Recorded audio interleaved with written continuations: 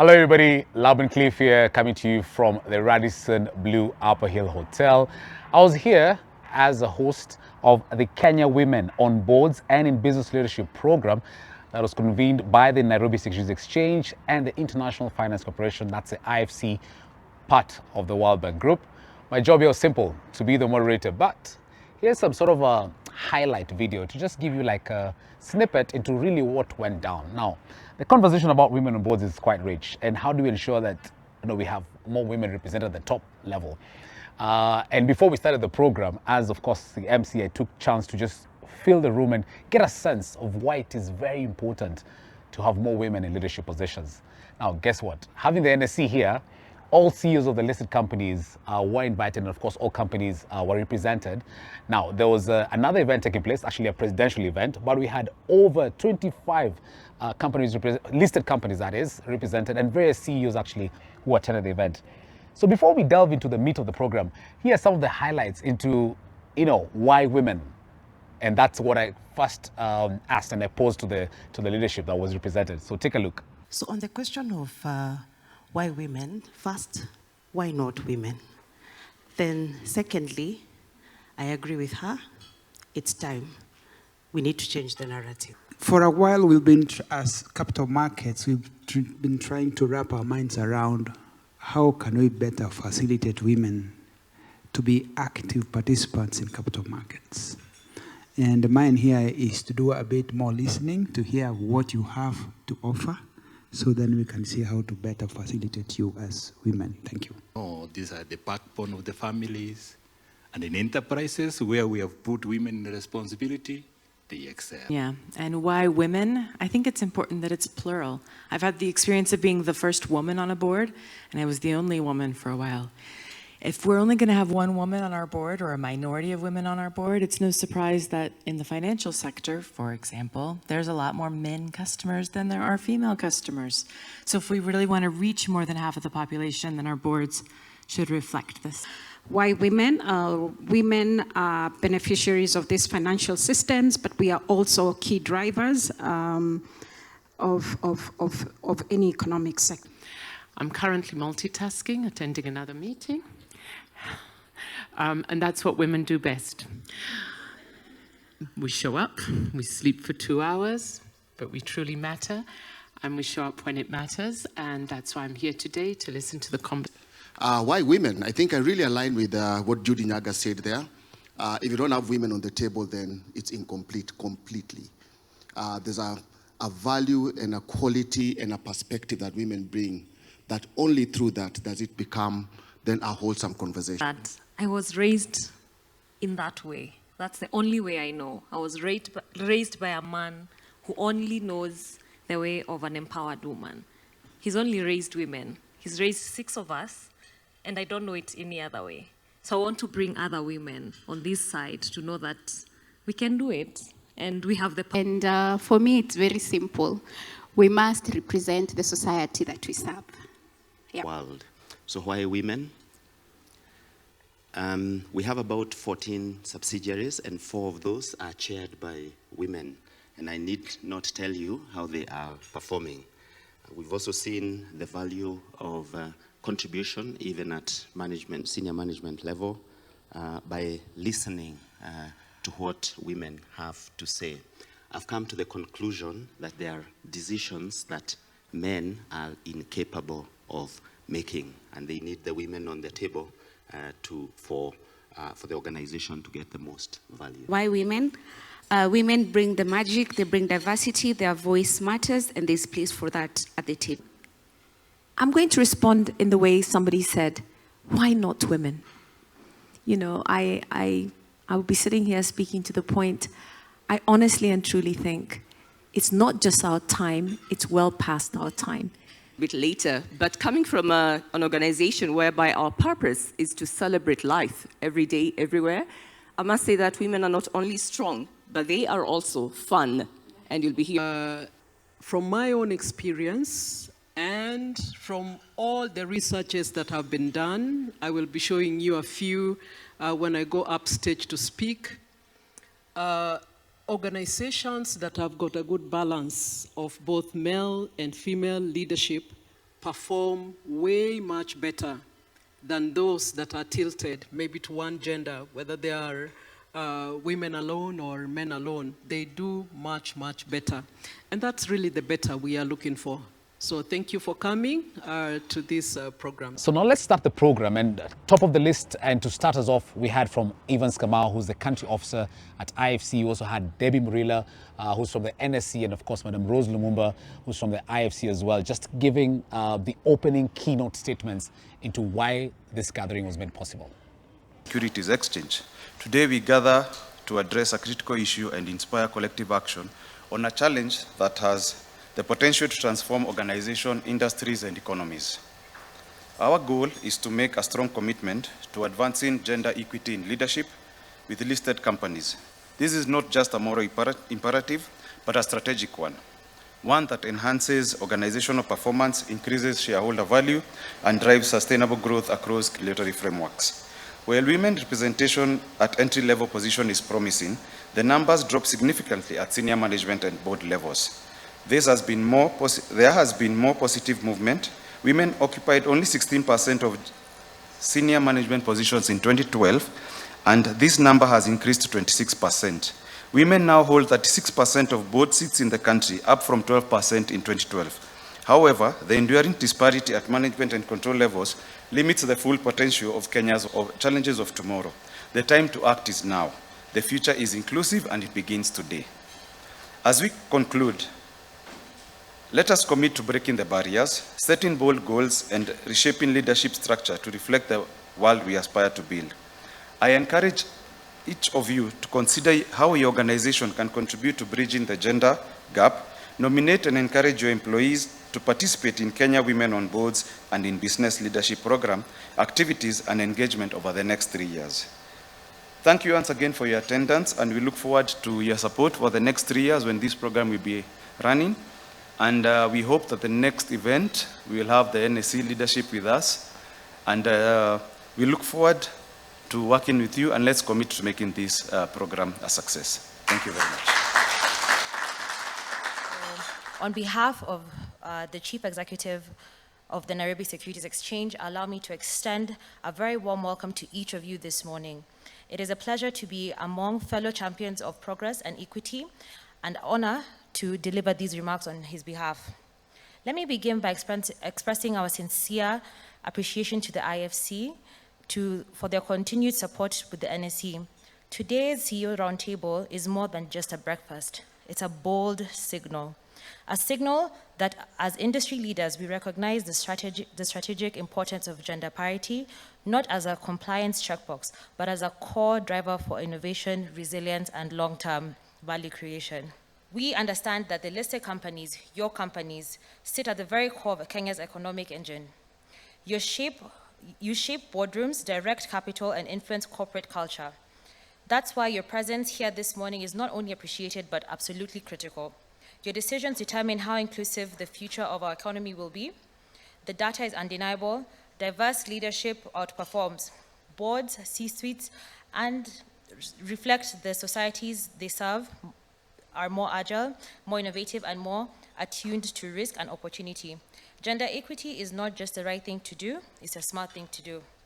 So looking ahead, the NEC is committed to 3 key actions: supporting listed companies to institutionalize gender-inclusive policies through our listing rules, training programs, and ESG reporting guidance, partnering with organizations like the IFC, UN Women, and others to co-create toolkits, scoreboards, and recognition mechanisms for companies making measurable progress. And finally, amplifying the voices and achievements of women in our market, not only as a matter of visibility, but as a blueprint for others to follow. So we hope to work with as many of you in building inclusive workplaces, balanced boards, and ultimately a more equitable market. This is not just an NSC initiative, it's a movement we invite you to co-lead. Thank you so much for joining us this morning. We look forward to today's rich discussions and, more importantly, to the collaborations that will follow. Thank you very much. Session successful.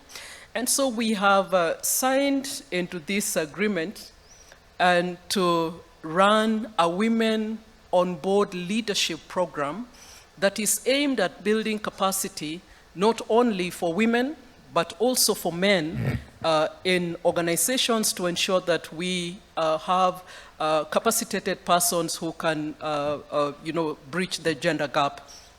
And so this is a global initiative. It's not only in Kenya. IFC is doing this globally. As you know, we have a footprint everywhere, so we are doing it in all regions, all continents, in supporting these women. And I am so glad that by the presence in this room, Kenya is not missing out. We will most probably be having similar programs in the region, in the other countries in the region. And so it is global, number one. It is focused on supporting women leaders to ensure that women leaders really know what leadership is all about. And also just establishing the gaps and why the gaps. Once we are saying let there be parity, and we are not saying favor the women. We are saying let them be given an equal chance, an equal opportunity, an equal, playing ground for them to compete. Let them compete on their own. That's all we are asking for in this program. And so under module number 2, that's what we will be talking about. And in module number 3, we will then be examining how to integrate good gender parity. So moving forward, really, I am just calling upon the companies again to join in this program and get the benefit of the materials that the IFC has developed. And that is being used in other places around the world, and benefit from them. The materials will be left here so we can use them again and again and again for the people that are coming behind us, behind the leaders in this room. Thank you very much for your attendance today and for listening. Folks, you have to admit, after that intro, you now understand the general feel and the general overview of why this project is so critical and why IFC and the NSC are really working hard to ensure that it's actually implemented and made possible, the Empower Her project. So the meat of this discussion, just to delve deeper into the discussion, we had a really power-packed panel. Top on stage, we had Patricia Ithao, Executive Director and CEO at the WPP Scan Group. She mentioned about her, tour of duty. She's actually outgoing CEO. But that aside, she actually sits on various boards in various blue chip companies as well. Safaricom, we have Jambuja, just to mention about a few. We also had Josephine Kimanzi, Executive Programs Manager, Nairobi Securities Exchange. She was representing, of course, her team. We had Fred Muiti, who's the CEO of NSC, and of course the chairman, Kiprono Kitoni, who could not make it because of a presidential function that they had. But Josephine and of course Demi were there to represent them. And we also had Yonita Muramba, who's the head of sustainability from the East African Breweries. And last but not least, we had Evelyn Sero, Senior Manager Sustainability from Safaricom. Now, they give their perspectives on really how they're doing it differently in their various organizations. You remember, these companies report their sustainability reports, and they actually indicate, the number of women they have in leadership and how that has actually impacted on their profitability. So enjoy the panel discussion. This was ably moderated by none other than Wendy Oko, who is the gender lead IFC East and Southern Africa. I hope you enjoy. I just want to start off with you, Juanita. EABL has demonstrated a strong commitment to gender equality, and you've set quite ambitious targets. It might be helpful for the room to just hear about what specific strategies or initiatives have you put in place and that have been most effective in driving progress towards this goal. Allow me to just give a little bit of statistics, about women in the manufacturing sector where EABL belongs. And I was doing some research, in preparation for this, looking at it from the global perspective, looking at it from an Africa perspective, and then drawing down home, to Kenya. And I must say that, as we get closer home, the statistics are startling. If you look at a global perspective, the UNIDO data, as well as the World Manufacturing Foundation, shows that women in manufacturing are just about 30%. 30%. That is at a global level. And then the data goes deeper to just show what levels are these women in. And that is where now, we get that, startling statistics. And if you look at the lower level, it's about 33%, of women. Out of these 30%, 33% are at the much lower level. And as you go higher, the statistics are much, much lower, Wendy. You look at the mid-level staff, it's just 24%. So you start with 33, you go to 24, you go much higher, at senior level, and there's only 15% of women in the manufacturing sector in, senior levels. And then it even gets more dim, as you go up to the CEO level, which is just a single digit, which is 9%. That is when we structured our sustainability strategy. I usually say it's a very smart strategy. We are very clear on the who and the what and the how we want to achieve that. And we've got 3 pillars. And one of the pillars, Wendy, clearly addresses the issue around gender inclusivity and diversity as well. The center pillar is what we call champion inclusion and diversity. Exactly what we're talking about today. And therefore the big question is then, what are we doing when it comes to championing inclusion and diversity? And I'll try and close that within a maximum, Wendy, of just 4 minutes, if you allow me. Great. Just allow me to quickly, take you through, championing inclusion and diversity. And just start by the term champion itself. Champion means, vigorously supporting, this agenda within the organization. And we look at it 2 ways, internal and external. And I'll just focus on internal because you're talking about women in leadership here.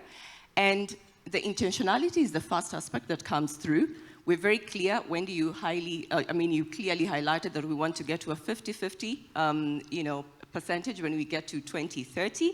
And therefore the big question then is, what are we doing?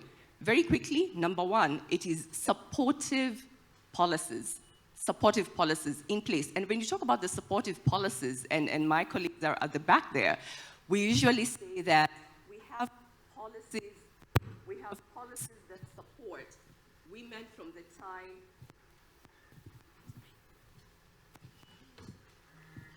Thank you, Eve. We have policies that support women from the time that they join the organization to the end of their career with us at EABL. And there's many policies that are in place, but I'd just like to highlight some that I believe are very unique to us as EABL. The first one being what we call pregnancy loss guidelines. And I know, eyebrows will raise, but we understand how difficult it is, for expectant mothers to lose their unborn babies. And what is in place then is, for any mother who unfortunately loses their unborn baby within, 20 weeks, that's about 5 months, they get up to 6 months of leave, that is 26 weeks. For them to just be able to, recoup back and really go through that grieving period, which can really impair, the growth of this particular woman. That's number 1. Number 2 is what we call the domestic and family abuse guidelines. You will all agree with me, if there are domestic issues that women are going through, then they will have a challenge, in terms of, just performing on what they're supposed to do and even, getting up to the career ladder. So we've got guidelines with regards to what can they do, who can they see, and support systems. And the third one, which I'm very passionate about, I think because I'm approaching that age, is what we call the Thriving Through Menopause Guidelines. And this is where, due to hormonal issues and so on and so forth, as women, we tend to sort of have a downward trajectory. But at EABL, we are saying that we can still thrive, we can still succeed, even when we're at that level. And there is training that happens, for both the women who are in that stage, as well as the line managers who are managing, these women. Special training and development is something that I would want to highlight as well in terms of, just empowering women. There's a lot that we do, but allow me to just mention one, which is called the Bloom program. And this is just really about ensuring that women are pivoted into, leadership positions. And it covers a myriad of training that happens there. And we're in partnership with the Strathmore, Business School for that. The last one that I want to highlight is the support platforms and systems that we have. We've got Women in STEM, really geared towards, the young ladies that work in our supply department. And that is where we find that there's a lot of men. But then this program then helps them, to grow up the career ladder. And the other one is what we call, spirited women, which involves all the women within the organization, and we get together and discuss various matters pertaining, to how we can grow up the career ladder. Then the last question then would be, then what are the results? What are the results? You talked about a 50-50. And I'm happy to inform, all of us in this room that we are currently at 47% of women in leadership across EABL. Thank you, Wendy, and back to you. And Patricia, I want to just pose this question to you because Scan Group has been, very critical in terms of pushing numbers. You've moved from 44% to 52%. What is it that you have done in Scan Group? And please feel free, as a woman CEO, talk about your experience. Share with us, where can organizations do better, and where is it that we're doing pretty well? I am an alum of EABL, and if there's one thing I'm going to say about that business, when I worked there, none of those things were there. So this is not an incriminating statement, but I think there's something to be said about leadership, about women. When women get into leadership, there's a lot of those things that get recognized. The two of us, I think Brenda is still here, were there. I mean, when I joined EABL, I think I was the only female at first in the exec team.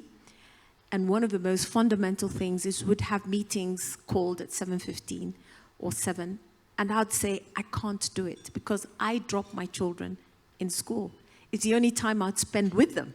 That's my quality hour with my children because the hours would be long.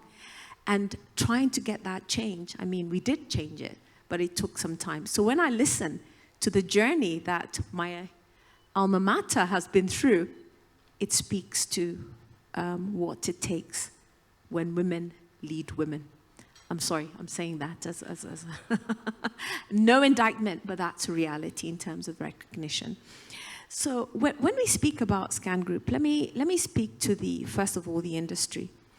If there's one industry that we know is probably got a higher affinity, in quotes, to women, is anything to do with marketing, so to speak.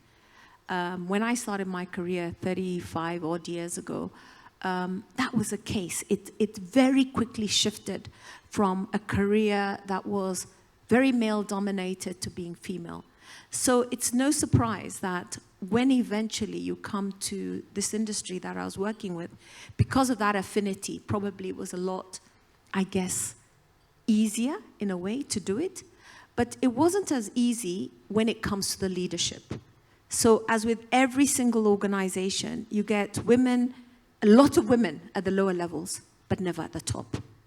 And why was that? Because there's something I'd like to call, or something that we always speak to, called gender mainstreaming, and all the things that you need to do around gender mainstreaming. And I think one of the biggest things that we started to inherently try and do is just embody, what is a transformative approach to masculinity. So look at it the other way around. What was it about the other gender that would hold back women from becoming and getting into leadership? Some of those things were around the hours that you work. And the reality is we need to make sure because we are a patriarchal society, how do we make sure that there's a redistribution of responsibilities? Because we all say women are supposed to be the ones who look after the home, the children, and whatever else. Who says that? So some of the things that we started to adopt is, because you can do it, why don't we encourage more virtual working? Because when there's more virtual working for more, then it means that redistribution of care comes to be in place. You're one of the largest and most influential companies and have been a trailblazer in promoting gender diversity. How do we move this conversation of women in leadership spaces so that we are careful not to just check the box, but to do meaningful work, like what Patricia has mentioned in terms of, having a transformative approach and including men in this conversation in a meaningful way? Our purpose at Safaricom is transforming lives. And we don't look at transforming lives as just what we do for our workforce. We look at how do we roll that out within the supply chain, how do we roll out within the ecosystem, and across to society. So like you rightfully mentioned, we've been on this journey for many, many years. From an ESG sustainability, prioritizing that perspective, we've been actively reporting for 14 years, way ahead of regulations.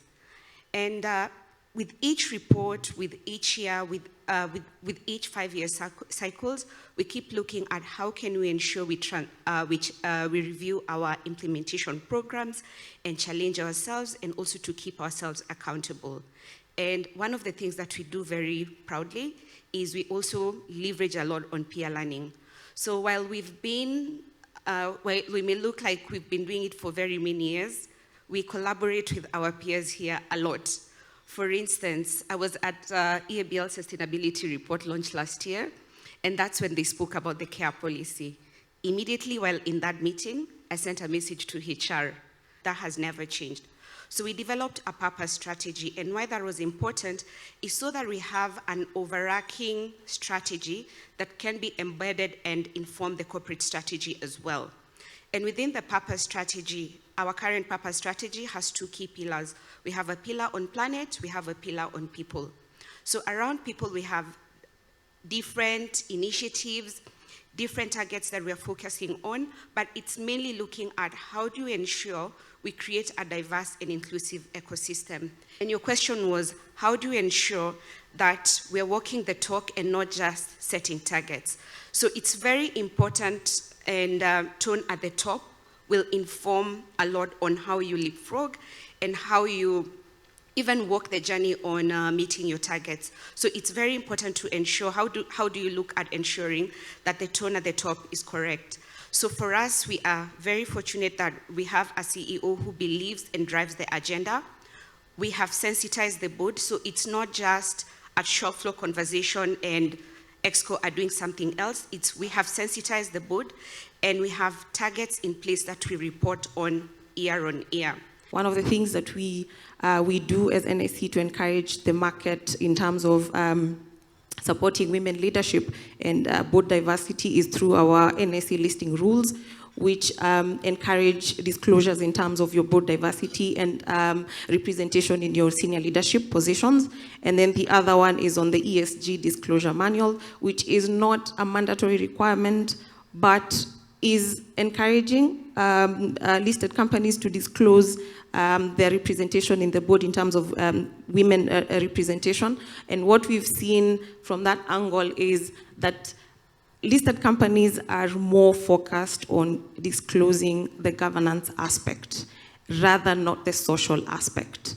And so what we are doing at the moment is that we're working with the CMA and the IFC. We want to align our NSC ESG disclosure manuals with the CMA requirements, just to ensure that whatever it is that we require as NSC in terms of the disclosures is also recognized by the CMA. And if possible, make certain aspects of the social disclosures mandatory, because that's a lesson we've learned. Once you make a disclosure mandatory, the listed companies will actually follow. The other things that we've noted is access to finance for women-led businesses. It's a huge challenge. We learned that lesson, picked up that lesson from our Ibuka program, where we noticed that 50% of the companies that are joining the Ibuka program are actually women-led. Either women-led or the services or the solutions that they're offering to the market are geared towards supporting women. And there's a challenge in terms of how they access finance through the vanilla way of accessing finance. So a woman would be requested to provide collateral for them to access financing for their business.